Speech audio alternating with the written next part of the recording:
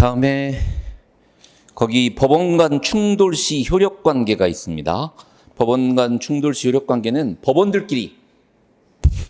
법원들끼리 그 비슷한 내용을 담고 있을 때 어떤 법원을 먼저 적용하느냐의 문제죠. 어떤 법원을 먼저 적용하느냐가 문제인데, 일단 그 두 가지를 구분을 해서 기억을 하셔야 돼요. 이해를 하셔야 돼요.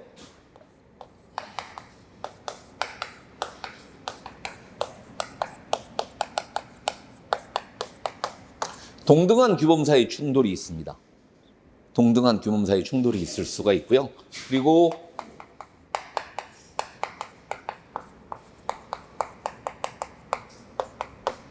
상하위 규범 사이 충돌이 있을 수가 있어요.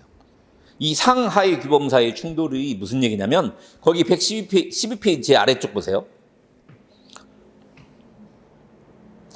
헌법, 법률, 시행령. 헌법이 법률보다 상위법이고요. 법률보다 시행령이 상위법이에요. 이게 상하위 규범 사이 충돌이죠. 예를 들어서 거기 법률하고 시행령이 충돌이 있을 때, 이게 이제 상하위 규범 사이 충돌이 되는 거죠. 근데 동등한 규범 사이 충돌은 근로기준법하고 노조법 또는 단체협약하고 단체협약, 이게 이제 동등한 규범 사이 충돌입니다. 그래서 일단 동등한 규범 사이 충돌이 있을 때는 두 가지, 거기 나와 있는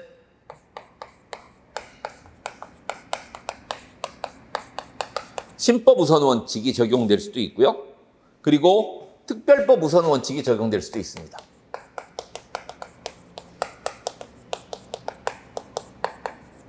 우선 원칙으로 해결을 할 수가 있어요. 아까 말씀드렸죠? 총론에서 가장 중요한 내용이라고요. 노동법의 법원이. 거의 시험에 굉장히 자주 나오는 부분이죠. 그래서 먼저 신법 우선 원칙부터 볼게요. 뭐 다른 말로 질서의 원칙이라고도 하는데, 첫 번째 줄 보세요. 최근에 제정된 법은 그 이전에 제정된 법에 우선하여 적용한다는 원칙. 예를 들어서 적용 범위가 같은 두 개의 단체 협약이 있는 경우 후에 성립된 신단체 협약이 적용된다. 판례 입장이죠. 거기 밑줄 그어두세요. 적용 범위가 같은 두 개의 단체 협약이 있는 경우 후에 성립된 신단체 협약이 적용된다. 이게 신법 우선 원칙입니다. 예를 들어서 이런 경우죠. 단체 협약은 유효기간이 있습니다.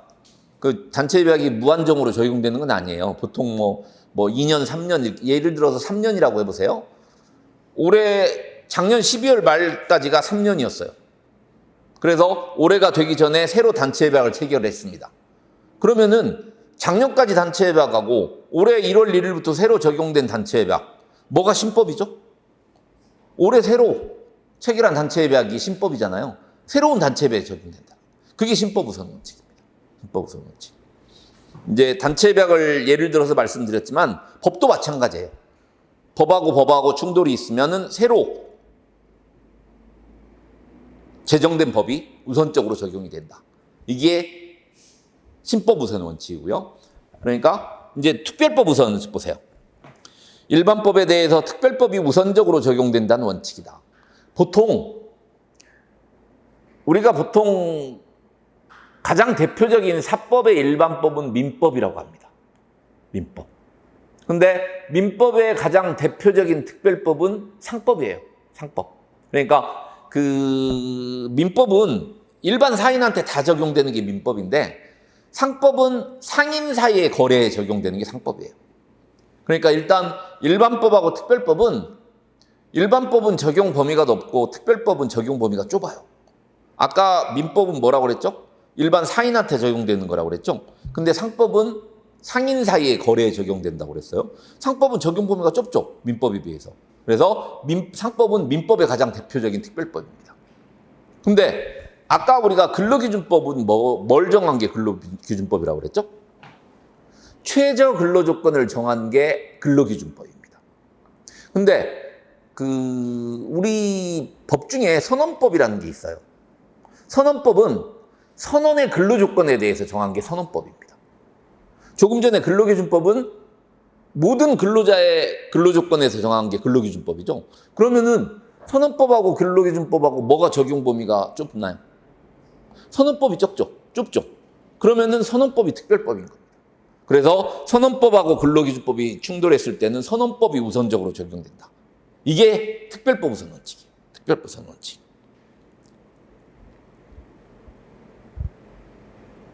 그래서 이 두 가지는 신법 우선 원칙이나 특별법 우선 원칙은 조금 전에 예를 든 게 뭐였죠? 단체협약하고 단체협약 사이 또는 선언법하고 근로기준법 사이였죠. 동등한 규범 사이에 적용되는 거예요. 동등한 규범 사이에. 근데 상하이 규범 사이에 충돌이 있을 때, 상하이 규범 사이에 충돌이 있을 때는 첫 번째로 상위법 우선 원칙이 우선적으로 적용됩니다. 이건 병렬적인 거예요. 이건 병렬적인 건데 여기는 상하이 규범 사이에 충돌이 있을 때는 원칙적으로 상위법 우선 원칙이 적용이 돼요. 원칙.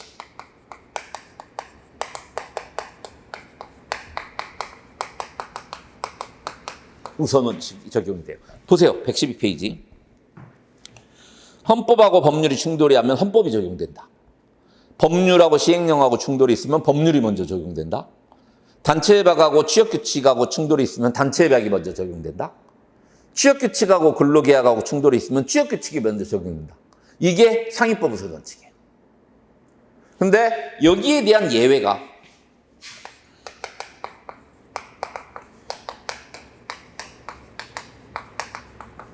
유리원칙이라고 있어요. 다른 말로는 유리조건 우선의 원칙이라고도 합니다. 그냥 유리원칙이라고도 하고요. 거기 보세요. 그 양가로 4번 교재. 유리한 조건 우선 원칙이란 하위유 법원이 상위유 법원보다 근로자에게 유리한 내용을 규정하고 있는 경우 하위유 규범이 그대로 효력을 발생하고 상위유 법원은 적용되지 않는 것이다. 예를 들어서 보세요. 지금 상위법 우선 원칙에 따라서 법률하고 취업규칙하고 충돌이 있으면 원칙적으로 법률이 먼저 적용되죠. 상위법 우선 원칙에 따라서. 근데 예외적으로 취업규칙이 법률보다 근로자한테 유리하면 취업규칙이 먼저 적용된다. 이게 유리원칙이라는 거죠. 이게. 아시겠죠? 이해되시죠? 그래서 상하위 규범 사이에 충돌이 있을 때는 원칙적으로 상위법 우선 원칙으로 해결을 하는데 예외적으로 유리원칙, 유리조건 우선 원칙이 적용될 수 있다는 거죠. 근데 우리 지문에 이런 표현이 나오면 맞는 지문인가 틀린 지문인가 한번 보세요. 동등한 규범 사이에 충돌이 있을 때는 유리조건 우선 원칙이 적용된다. 맞습니까?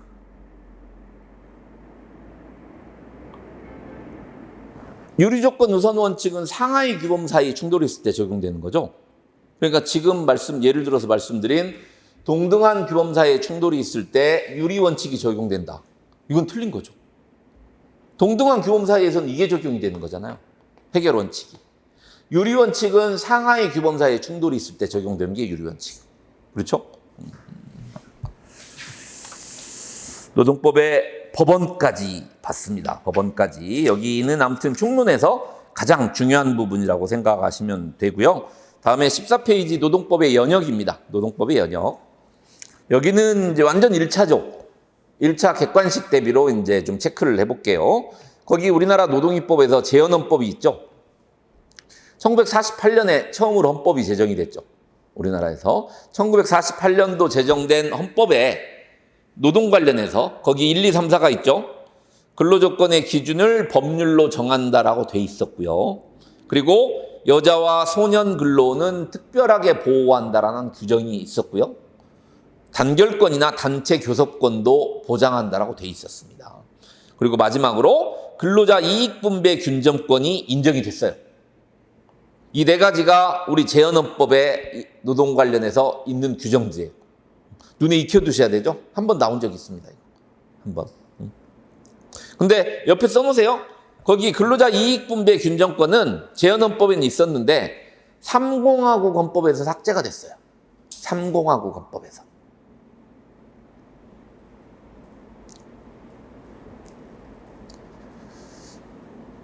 근로자 이익분배 균점권은 3공화국 헌법에서 삭제가 됐습니다. 그 재헌헌법에는 있었어요. 재헌헌법은 있었다.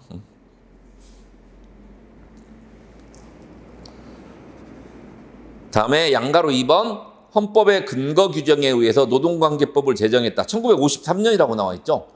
1953년도에 우리나라가 노동사법을 제정을 했습니다. 노동사법. 노동사법은 뭐냐면 거기 1번 보세요. 동그라미 1번. 근로기준법, 노동조합법, 노동쟁의조정법, 노동위원회법. 이게 노동사법이었어요. 이걸 1953년도에 우리가 처음으로 제정을 했습니다. 제정을. 1953년도에 제정한 노동조합법의 주요 내용 있죠? 동그라미 2번. 여기서 몇 개 체크를 해볼게요. 중요한 거. 거기 두 번째 줄 보세요. 노동조합의 부당 노동행위를 인정을 했다. 밑줄 그어두세요. 일단. 아직은 이해가 안 되시는데 나중에 다시 한번 부당 노동행위 쪽에서 말씀드릴 겁니다. 이건.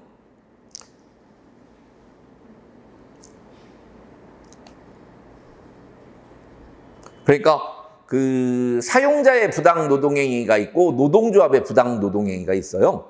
근데 우리 법은 지금 현재 법은 노동조합의 부당 노동행위를 인정을 안 합니다. 근데 1953년도에 제정된 노동사법에서 그때 노동조합법에서는 노동조합의 부당 노동행위가 인정이 됐어요. 그러니까 객관식에서는 굉장히 중요한 거죠. 또 하나 부당 노동행위에 대해서 처벌주의를 채택했다. 거기도 밑줄 그어두세요. 부당 노동행위라면 처벌했다라는 거죠. 부당 노동행위가 뭐냐면 일단 듣고 이해만 하세요. 그 사용자에 의한 노동삼권 침해 행위입니다. 그러니까 뭐 단결권, 단체 교섭권, 단체 행동권 이걸 노동삼권이라고 하는데 사용자가 그걸 침해한 거죠.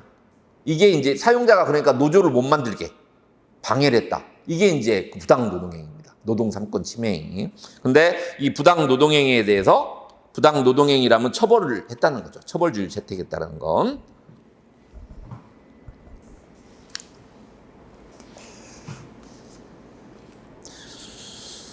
다음 거기 2번에 3공화국 있죠? 아까 3공화국에서 근로자 이익분배 균적권을 삭제했다라는 거 말씀을 드렸고요. 3공화국 헌법에서 노동조합법을 개정을 했는데 그 개정된 내용 한번 볼까요? 그 다음 페이지 양가로 2번. 일단 첫 번째 줄 끝에 보세요. 산별노조를 강제했다. 밑줄 그어주세요. 일단 노조 형태로는 노조의 종류로는 기업별 노조도 있고 산별 노조도 있고 그렇습니다.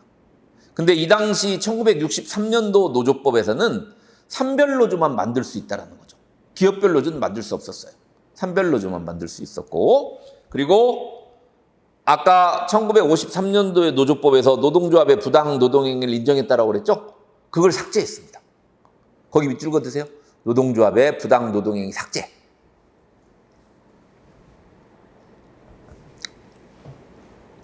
그리고 아까 1953년도 노조법에서 부당 노동행위에 대해서 처벌주의를 채택했다고 그랬죠? 여긴 바뀌었습니다. 부당 노동행위에 대해서 원상회복주의를 채택했습니다.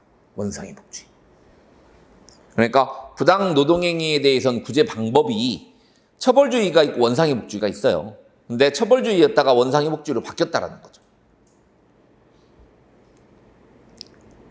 근데 그 밑에 써놓으세요.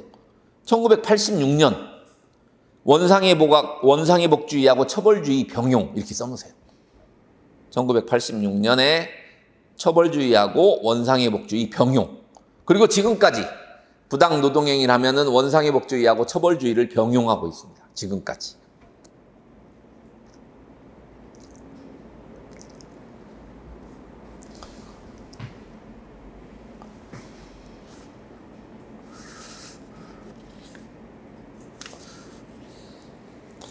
그리고 노사협의제 도입이라고 써있죠? 거기도 밑줄 그어두세요.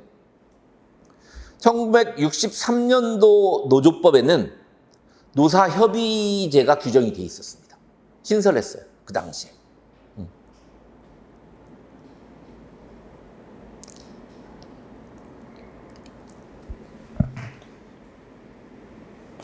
다음에 밑에 4번에 5공화국 있죠? 그게 1980년입니다. 1980년. 이때 조금 전에 1963년도 노조법에 노사협의회 제도를 도입했다고 그랬잖아요. 근데 노조법에 있는 노사협의제를 밖으로 빼서 노사협의회법을 제정을 했습니다. 밑줄 그어주세요. 노사협의회법을 만들었어요. 이때.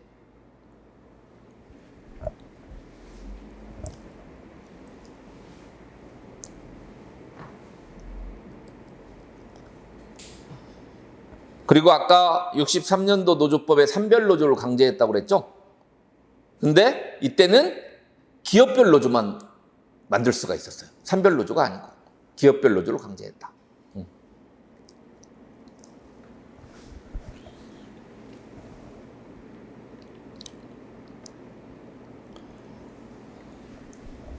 다음에 거기 육공화국에서 앞부분만 볼게요. 97년도 노동법의 새로운 제정이라고 되어 있는데 거기 동그라미 1번의 기억본 보세요.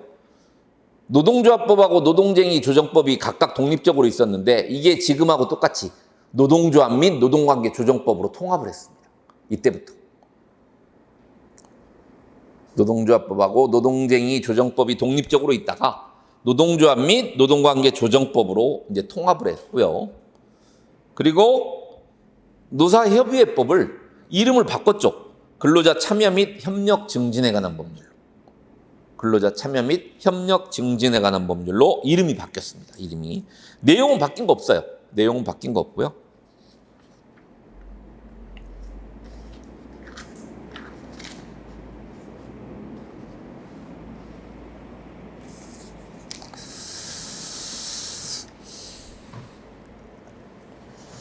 다음에 쭉 넘어가서 거기 17페이지 한번 볼까요? 17페이지.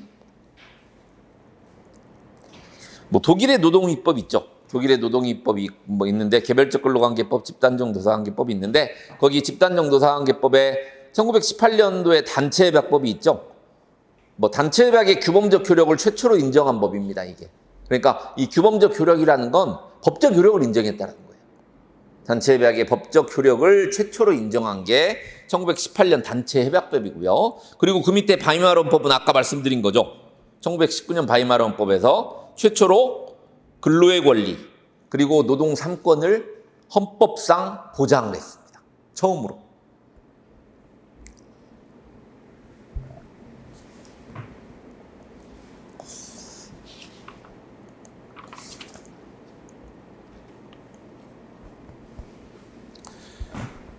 다음에 미국의 노동입법인데요. 그 외국의 노동입법 중에서 가장 중요한 게 미국의 노동입법입니다.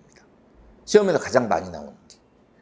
그 중에서도 특히 2번 와그너법 하고 3번 테프트-하틀리법. 거의 여기서 시험이 나오죠. 그 외국의 노동입법사와 관련된 문제는 이 미국의 노동입법 중에서 와그너법 그리고 테프트-하틀리법에서 나옵니다. 와그너법은 우리나라한테 가장 많은 영향을 미친 게 이 와그너법이에요. 1935년입니다. 이게 1935년인데 이 와그너법의 내용을 보면 거기 클로우즈 샵이라는 게 있어요. 클로우즈 샵은 뭐냐면 노조원만 채용할 수 있는 겁니다. 노조원만. 그러니까 노조한테 굉장히 유리한 법이죠. 취업을 하려면 노조에 가입을 해야 돼요. 취업을 하려면 노조로 가입해야 된다. 이게 클로우즈 샵입니다. 그리고 두 번째가 사용자 측 부당 노동행위를 최초로 인정을 했습니다. 사용자 측 부당 노동행위를 최초로 인정을 했어요. 그리고 노동 3권을 법적으로 보장을 했습니다. 와그너법에서. 단결권, 단체 개섭권, 단체 행동권을 보장을 했다는 거죠. 다음에 배타적 교섭제를 인정했다. 이 배타적 교섭제는 과반수 노조만 단체 교섭을 할 수 있다는 거죠. 과반수 노조만 단체 교섭을 할 수 있다는 겁니다. 그리고 노동위원회 제도를 신설했어요. 우리나라도 노동위원회가 있죠. 예를 들어서 회사를 다니다가 해고를 당했어요.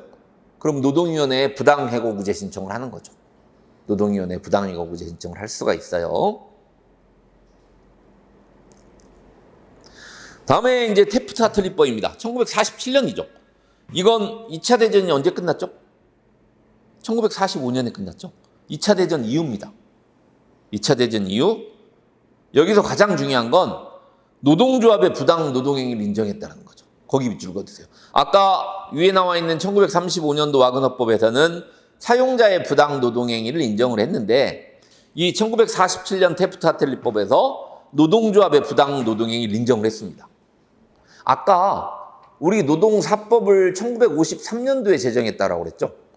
그중에 노동조합법의 내용 중에서 노동조합의 부당 노동행위를 인정했다라고 아까 말씀드렸잖아요. 그게 이 법에 영향을 받은 거예요. 테프트-하틀리법의 영향을 받았다. 그러니까 1947년 테프트-하틀리법에서 노조의 부당 노동행위를 인정을 했는데 시기적으로 가깝죠. 1947년, 1953년이니까. 1953년 우리나라가 노동조합법을 제정을 하면서 노동조합의 부당 노동행위를 인정을 했다라는 거죠. 클로즈샵을 부정하고 유니온샵을 인정했다? 아까 클로즈샵이 뭐라고 그랬죠? 조합원만 채용할 수 있는 거라고 그랬죠? 유니온샵은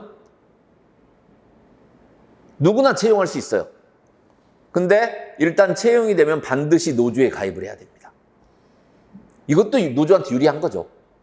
이것도 노조한테 유리한 거예요. 근데 클로즈샵보다는 조금 덜 유리하죠. 클로즈샵은 노조원만 채용할 수 있으니까 반드시 노조에 가입을 해야 취업할 수가 있다는 거죠. 근데 유니온샵은 누구나 채용할 수는 있다고 그랬잖아요. 근데 채용이 되면 반드시 노조에 가입해야 된다. 이게 유니온샵이라는 거죠. 이게.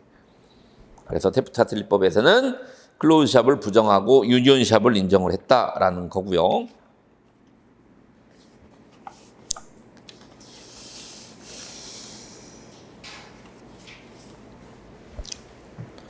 랜드런 그리핀법은 1959년인데 노동조합의 내부 운영, 조합 민주주의와 관련된 게 이제 랜드런 그리핀법이고요. 아무튼 미국의 노동입법은 그 와그너법하고 테프트-하틀리법이 가장 중요하다라는 거. 외국의 노동입법사 중에서 그 두 가지가 가장 중요합니다. 다음에 18페이지에 국제노동기구 있죠. ILO입니다. 국제노동기구. 연역을 보시면 거기 첫 번째 줄에 1919년 베르사유 평화조약 제13편 노동편 규정에 의해서 설치된 국제기구입니다. 100년이 넘었죠? 만들어지니까 100년이 넘었어요. 그래서 이 ILO는 거기 두 번째 꼭지에 26회 총회 필라델피아 선언 있죠? 1944년. 이걸 26회 총회 필라델피아 선언이라고도 하지만 ILO 목적에 관한 선언이라고도 합니다. ILO 목적에 관한 선언이라고 돼요. 거기 네 가지가 있잖아요. 한번 읽어보세요. 그거.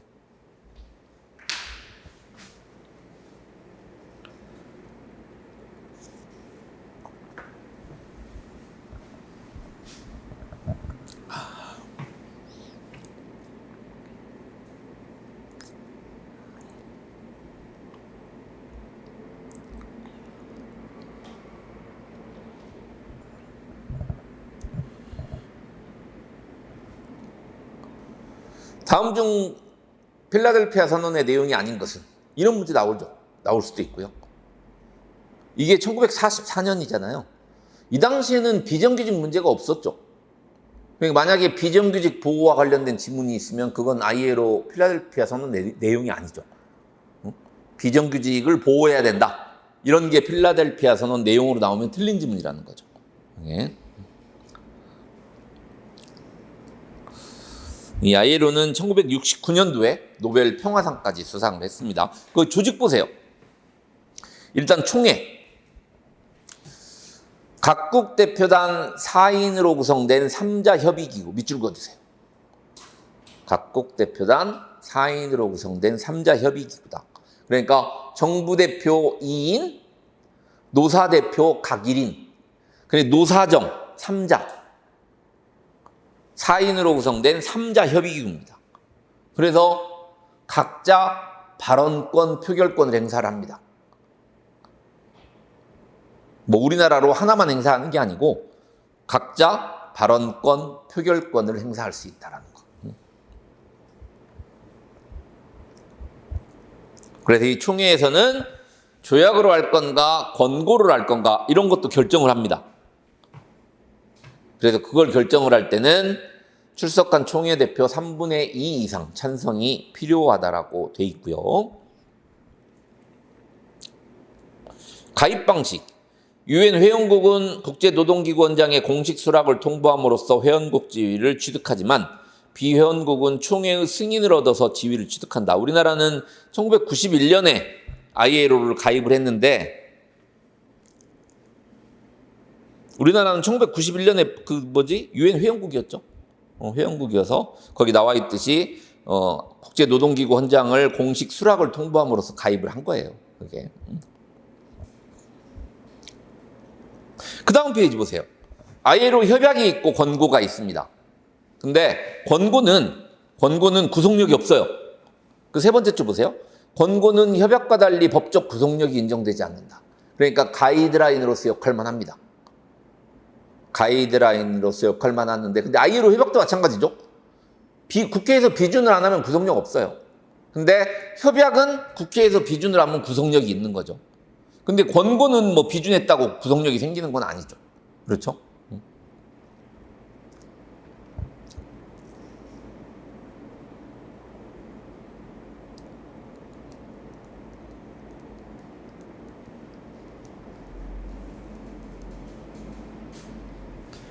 그리고 5번 보세요. 기본 협약 비준 여부가 되어 있는데 ILO 협약은 수백 개가 있습니다. 수백 개가 있어요. 근데 그 수백 개를 다 암기할 수는 없어요, 우리가. 근데 ILO 이 수백 개 협약 중에서 기본 협약 8가지가 있어요. 그 기본 협약 8가지 중에서 우리나라는 지금 7개를 비준을 했고, 거기 105호 강제근로 폐지에 관한 협약을 비준을 안 했습니다, 아직. 암기하셔야 되죠, 이건. 강제근로 폐지에 관한 협약은 비준을 안 했어요. 거기 비준 협약 보면 거기 첫 번째 줄부터 한번 쭉 읽어보세요.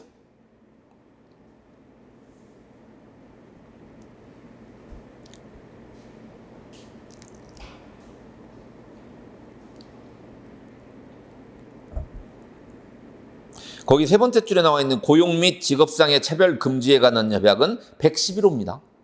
111호. 그건. 뭐 몇 통과는 중요하지 않고요.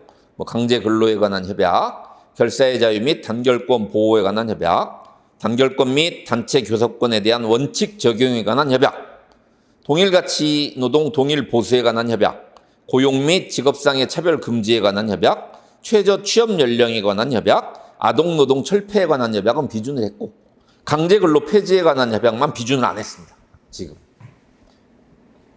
그러니까 거기 나와 있는 강제 근로에 관한 협약, 결사의 자유 및 단결권 보호에 관한 협약, 단결권 및 교섭권에 대한 원칙 적용에 관한 협약이 한 2년 전에 비준을 했어요. 가장 최근에. 그래서 그 2년 전에 그 세 가지를 비준하기 전에는 핵심 협약 8개 중에 비준 협약 4개, 미비준 협약 4개였었어요. 암기하기가 더 어려웠죠.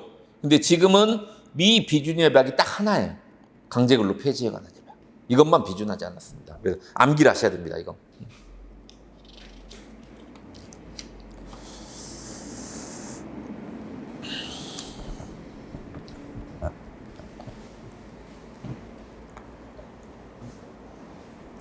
다음에 이제 노동 기본권인데요. 여기서 우리가 배울 내용은 이제 근로의 권리하고 노동 3권입니다. 근로의 권리하고 노동 3권이고요. 근로의 권리는 우리 이제 노원하고 직접적으로 관련이 있고요, 주로. 그리고 이제 노동 3권은 이 노조법하고 주로 관련이 있죠. 근데 이제 총론에서 다 공부를 하는 거예요, 일단. 그래서 먼저 근로의 권리부터 볼게요.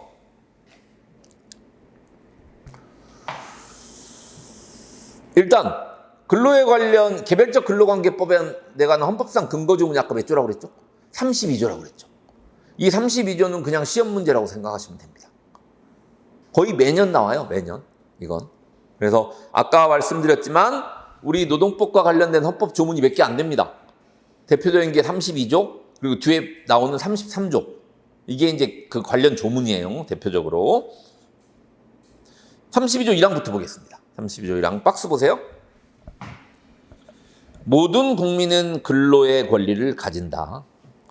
국가는 사회적 경제적 방법으로 근로자의 고용 증진과 적정임금 보장에 노력해야 하며, 거기 적정임금 보장의 노력 밑줄 그어두세요. 법률이 정하는 바에 의해서 최저임금제를 시행해야 된다. 최저임금제를 시행하여야 한다. 밑줄 그어두세요.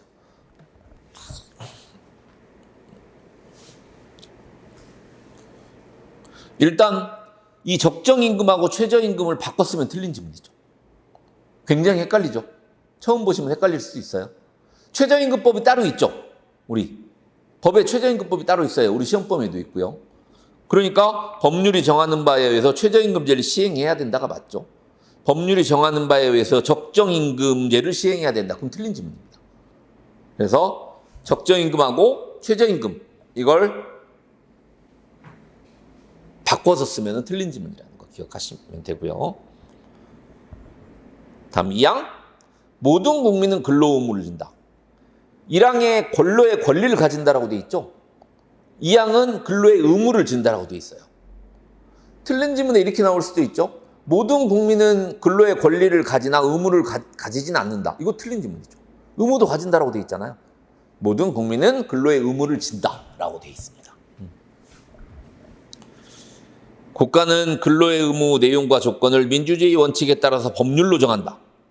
거기도 국가는 근로의 의무 대신에 근로의 권리의 내용과 조건을 민주주의 원칙에 따라 법률로 정한다. 그럼 틀린 지문입니다. 의무 대신에 권리가 들어가면 그것도 틀린 지문이에요.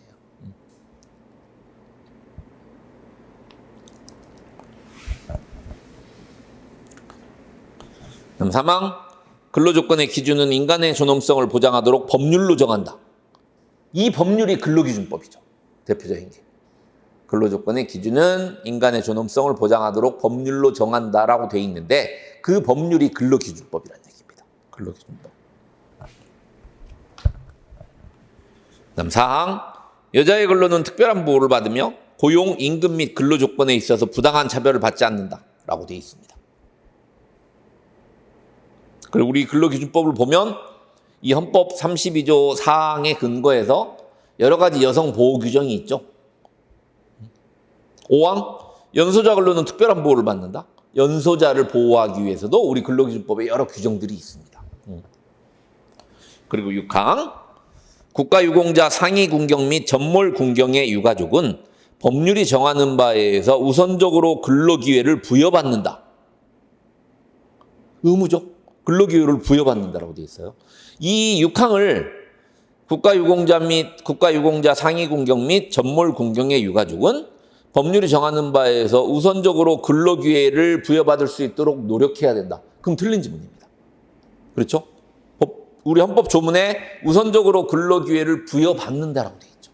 부여받는다.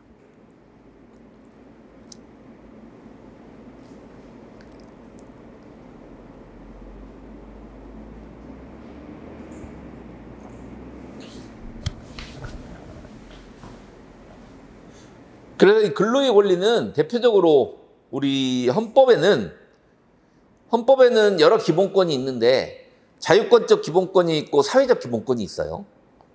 자유권적 기본권은 이런 거죠. 뭐 신체의 자유, 종교의 자유 이런 게 이제 자유권적 기본권인데 근로의 권리는 사회적 기본권이라고 합니다. 다른 말로 하면 생존권적 기본권이라고도 합니다. 그래서 원래 우리 헌법상에 나와 있는 생존권적 기본권, 사회적 기본권은 인간의 권리가 아니라는 거죠. 국민의 권리라고 합니다. 국민의 권리. 그러니까 지금 말씀드린 그냥 듣고 이해만 하세요. 뭐 종교의 자유, 뭐 신체의 자유 이런 것들은 모든 인간이 다 가질 수 있는 권리인데 이 근로의 권리는 우리나라 국민만이 가질 수 있다고 하죠. 원래 헌법 이론적으로는 그렇습니다. 거기 법적 성격 보세요. 근로의 권리는 국민의 권리이기 때문에 외국인에 대해서는 보장되지 않는다. 이게 지금 말씀드린 사회적 기본권, 다른 말로 하면 생존권적 기본권에 대한 기본적인 태도죠. 근데 중요한 게 그 다음 페이지에 판례가 나오죠. 헌재 판례. 거기 일단 판례 한번 읽어보세요. 쭉 한번.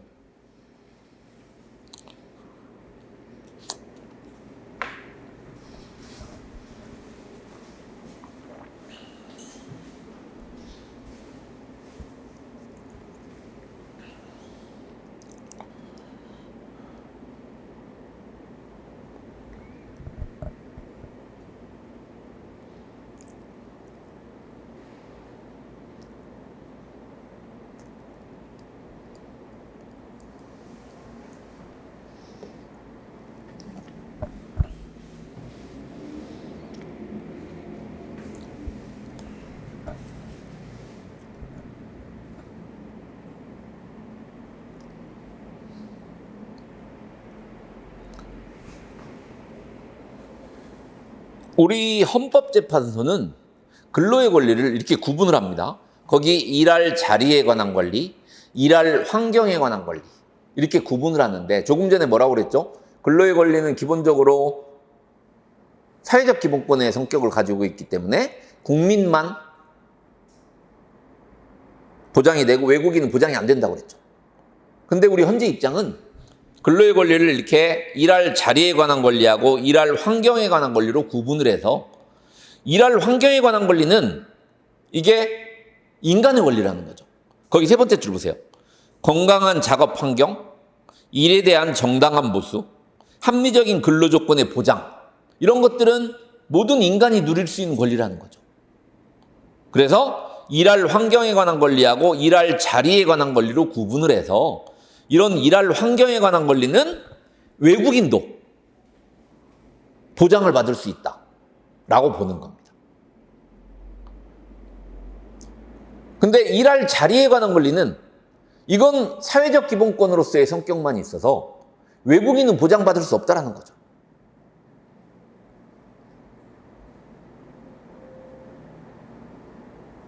거기 다섯 번째 줄 보세요. 일할 자리에 관한 권리가 다섯 번째 줄 끝에 국가에 대해서 고용 증진을 위한 사회경제적 정책을 요구할 수 있는 권리는 사회적 기본권으로서 국민에 대해서만 인정된다. 그러니까 일할 자리에 관한 권리는 국민의 권리이기 때문에 외국인한테는 기본권 주체성이 인정이 안 된다는 겁니다. 굉장히 중요한 판례죠. 이 근로의 권리와 관련해서 굉장히 중요한 판례입니다.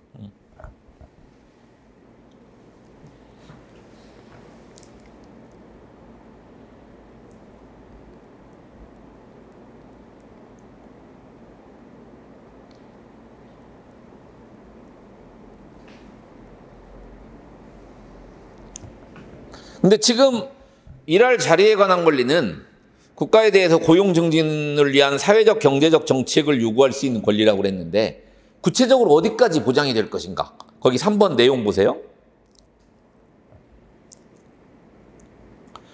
세 번째 줄 보세요. 근로의 권리는 사회적 기본권으로서 국가에 대해서 직접 일자리를 청구하거나 일자리에 가름하는 생계비 지급 청구권을 의미하는 것이 아니라 고용 증진을 위한 사회경제적 정책을 요구할 수 있는 권리다. 나한테 직접 직장을 구해달라. 또는 이 직장을 내가 계속 다니게 해달라. 이런 것까지 요구 안 된다는 거죠. 보장이 안 된다는 거죠. 이렇게 여러 가지 법과 제도 등을 정책을 통해서 고용이 증진될 수 있도록 국가에서 노력해달라. 이 정도라는 거죠. 일할 자리에 관한 권리는.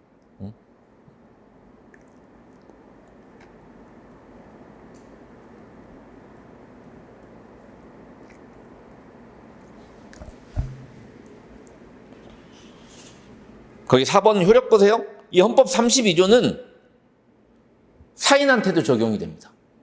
대표적으로 보세요. 여성 근로자 보호나 여자 근로 보호나 연소 근로자 보호는 회사 사인이, 사용자가 사인이잖아요. 회사에서 여성이나 연소 근로자 보호를 안 하면은 국가에서 보호하라고 요구를 말을 할 수 있다는 얘기죠. 그래서 3자적 효력을 가진다라고 하는 거죠. 일반 사인한테도 효력이 있다. 이 근로의 권리는 사인 간에도 효력이 있다는 거죠. 거기 그 프린트물 보세요. 거기 프린트물 보시면 헌법 34조가 있습니다. 그 두 번째 페이지 보세요. 34조 1항부터 6항까지 한번 쑥 한번 읽어보세요. 거기.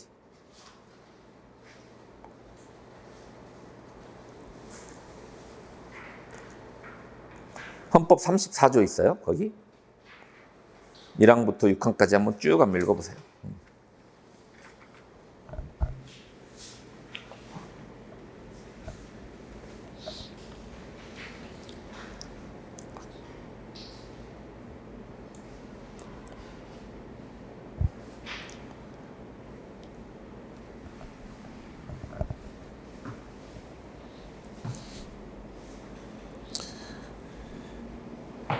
이 34조는 왜 이걸 여기 내용에 포함을 시켰냐면 가끔 이런 문제가 나와요. 다음 중 헌법 32조의 내용이 아닌 것은 이런 문제가 나옵니다. 그리고 헌법 34조 내용을 끼워 넣는 거죠. 틀린 지문으로. 근데 이 34조 1항부터 6항까지 다 보면 다 맞는 말이잖아요. 그러니까 이걸 정확하게 구분하지 않으면 틀릴 수도 있죠. 그런 경우에. 그래서 이 34조까지 한번 눈에 익혀두실 필요가 있는 거죠. 34조까지.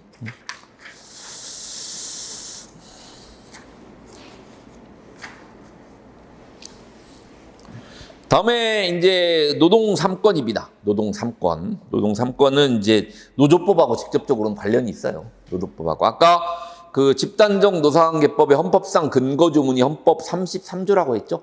헌법 33조. 이 노동 3권 보세요. 아까 뭐라고 그랬죠?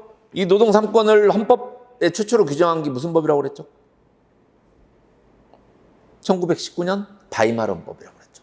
1919년 바이마르 헌법에서 노동 3권을 최초로 규정을 했는데 거기 노동 3권의 의 보세요. 노동 3권이라면 근로자가 근로조건 향상을 위해서 자주적으로 단결하고 교섭하며 단체 행동을 할 수 있는. 그러니까 노동 3권은 간단하게 그 두 번째 줄에 단결권, 단체 교섭권, 단체 행동권. 이게 노동 3권입니다. 단결권, 단체 교섭권, 단체 행동권.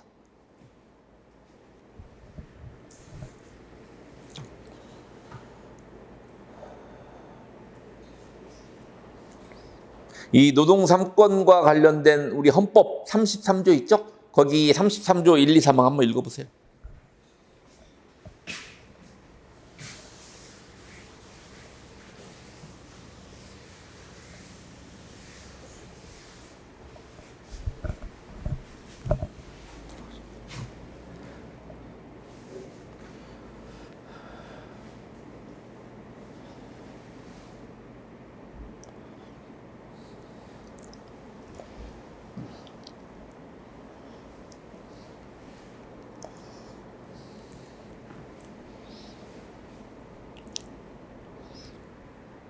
일단 33조 1항 보세요. 아까 33조는 집단적 노사관계법에 관한 헌법상 근거조문이라고 그랬죠. 33조 1항 보세요. 근로자는 근로조건 향상을 위해서 자주적인 단결권, 단체 개섭권 및 단체 행동권을 갖는다. 누가 근로자인가? 우리 노조법에 규정이 있습니다. 노조법상 근로자 개념 규정이 돼 있어요. 근로자는 근로조건 향상을 위해서. 그러니까 노동 3권은 근로조건 향상을 위해서만 쓸 수 있다는 거죠. 그렇죠? 헌법 조문상 노동 3권은 그러니까 노동 3권의 목적은 근로조건 향상이라는 겁니다.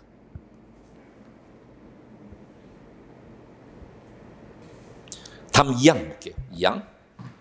공무원인 근로자는 법률이 정하는 자에 한해서 단결권, 단체 교섭권, 단체 행동권을 갖는다. 라고 돼 있죠. 일단 33조 2항과 관련해서 공무원도 근로자인 거죠. 지금 보세요. 공무원도 근로자인데 법률이 정하는 자만 노동 3권을 행사할 수 있다는 게 있습니다. 법률이 정하는 자만 노동 3권을 행사할 수 있도록 돼 있어요. 공무원이 근로자가 아닌 것은 아니에요. 공무원은 맞아요. 공무원은 근로자가 아니다. 이 틀린 지문이에요. 공무원인 근로자는 이렇게 돼 있죠. 근데 법률이 정하는 자에 한해서 단결권, 단체 교섭권, 단체 행동권을 갖는다. 법률이 정하지 않으면 노동 3권을 행사할 수 없을 수도 있다는 얘기죠. 그렇죠? 3항 보세요. 법률이 정하는 주요 방위산업체에 종사하는 근로자의 단체 행동권은 법률이 정하는 바에 의해서 이를 제한하거나 인정하지 않을 수 있다. 법률이 정하는 주요 방위사업체. 우리나라 같은 분단국가에는 굉장히 중요하잖아요. 특히. 근데 법률이 정하는 주요 방위산업체에 종사해도 단결권이나 단체 교섭권은 제한할 수 없다라는 거죠. 거기 단체 행동권 밑줄 그어두세요. 만약에 단체 행동권 대신에 단결권이 들어가거나 단체 교섭권이 들어가거나 노동 3권이 들어가면 틀린 지문이죠. 그렇죠? 단체 행동권 대신에 단결권이 들어가도 틀린 지문, 노동 3권이 들어가도 틀린 지문, 단체 교섭권이 들어가도 틀린 지문입니다.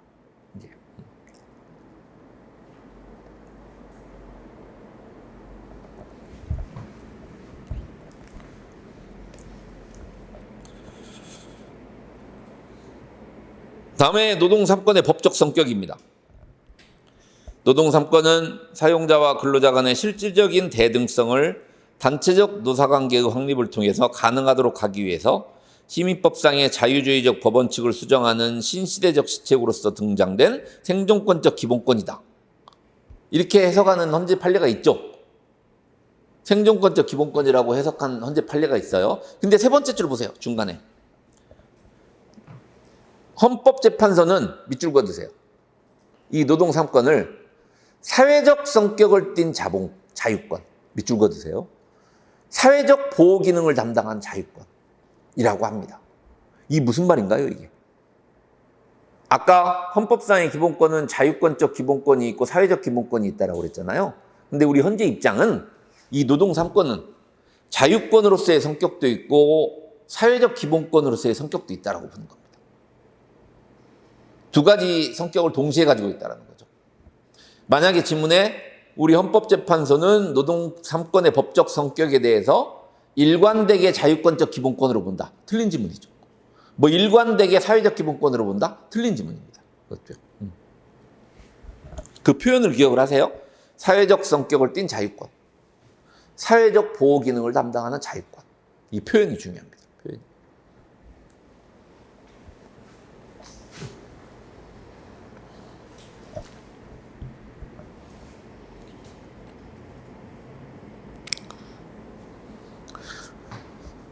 다음에 4번 노동 3권의 주체인데요. 헌법 33조 1항을 보면 근로자는 이렇게 돼 있죠. 근로자는 근로조건 향상을 위해서 자주적인 단결권, 단체 교섭권, 단체 행동권을 가진다라고 되어 있습니다. 그러니까 근로자는 당연히 노동 3권의 주체죠.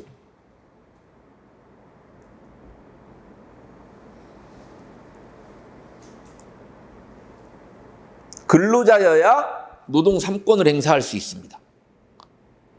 아까 근데 누가 근로자인가? 노조법에 규정이 있다고 그랬죠?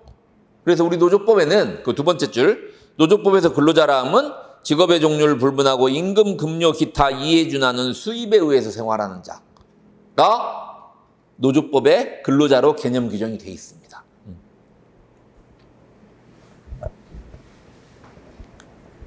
근데 거기 중요한 판례가 나와 있습니다. 세 번째 줄 끝에 보세요.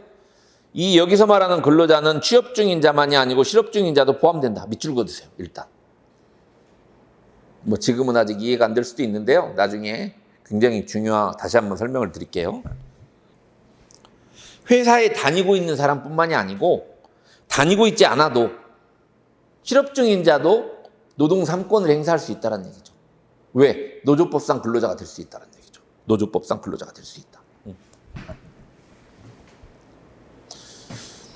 근데 이 헌법 33조 1항을 보면 노동 3권은 주체는 근로자라고 되어 있잖아요. 근데 그 밑에 보세요. 제일 마지막. 동그라미 2번 노동조합. 노동조합도 노동 3권의 주체라는데 이설이 없습니다.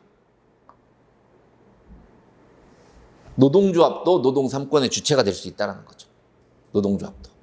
그러니까 노동조합들끼리 모여서 더 큰 노동조합을 만들 수도 있고 단체 교섭도 할 수도 있고 단체 행동도 할 수 있다는 얘기죠. 그래서 근로자뿐만이 아니고 노동조합도 노동 3권의 주체라는 거. 그러니까 노동 3권의 주체는 근로자하고 노동조합이에요. 근로자하고 노동조합. 노동조합은 명시적인 규정이 없지만 누구나 인정을 한다는 얘기죠.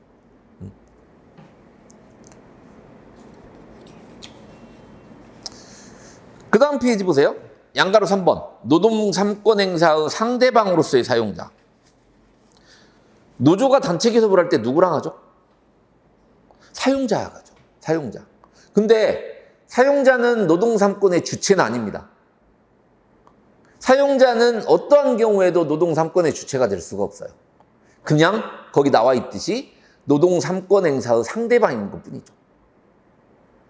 그러니까 사용자는 뭐 노조를 만들거나 노조를 만들 수가 없죠. 그리고 쟁행을 할 수가 없어요. 단체 행동을 할 수가 없어요. 그래서 거기 보세요. 단결권과 단체 행동권 행사는 종속 노동관계를 전제로 한다는 점에서 사용자가 주체가 될 수 없고 단체 교섭권에 있어서도 사용자는 단체 교섭 의무자로서의 상대방일 뿐 단체 교섭권의 주체가 될 수 있는 건 아니다. 그러니까 노조가 노동 3권을 행사하면 거기에 대한 상대방이 될 수 있을 뿐이라는 거죠. 사용자는. 어떠한 경우에도 될 수가 없다. 어떠한 경우에도 노동 3권의 주체가 될 수 없다라는 거. 뒤에 다시 노조법을 공부하실 때 다 말씀드릴 내용이에요. 여기까지 보고요. 잠깐 쉬었다가 노동 3건의 내용부터 보겠습니다.